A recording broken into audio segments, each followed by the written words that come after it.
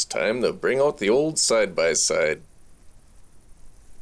This 12-gauge shotgun was built by the oldest gun maker in U.S. history, Remington Arms Company, Illion, New York.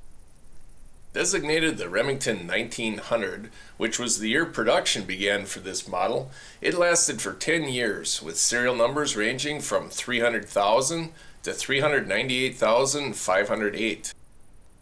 We can learn a bit more about this particular gun by snapping off the forearm and taking a look at the stampings.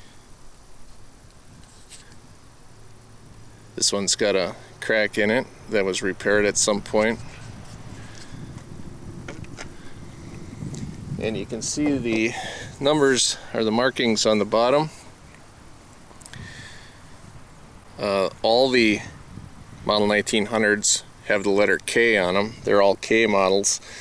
And beyond that, if it has an E, that means it's got the ejectors, which this doesn't have. And if it's got a D, that would be Damascus barrel, which this is not. So it's very safe for shooting the nitro powders. I'm not sure if this one was rechambered, because I read where a lot of these were actually made with a 2 5/8 inch chamber, and this one very well may have been had the chambers lengthened for 2 3/4.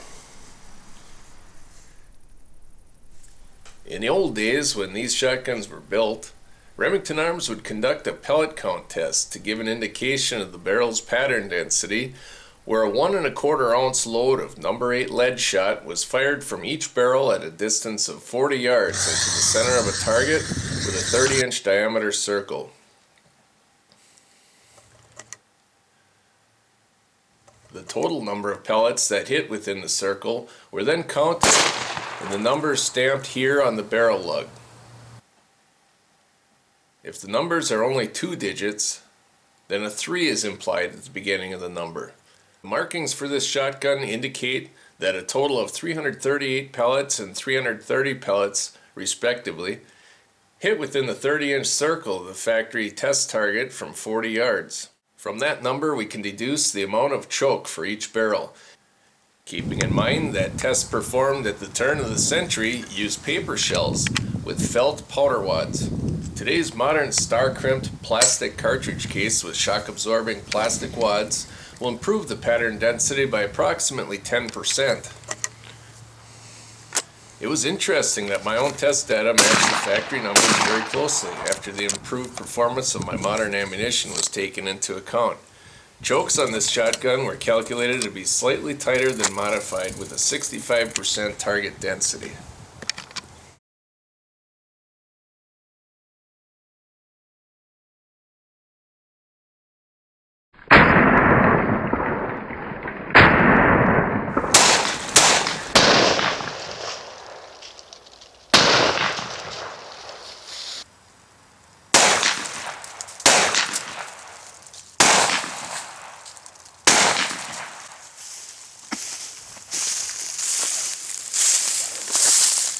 Thanks for watching.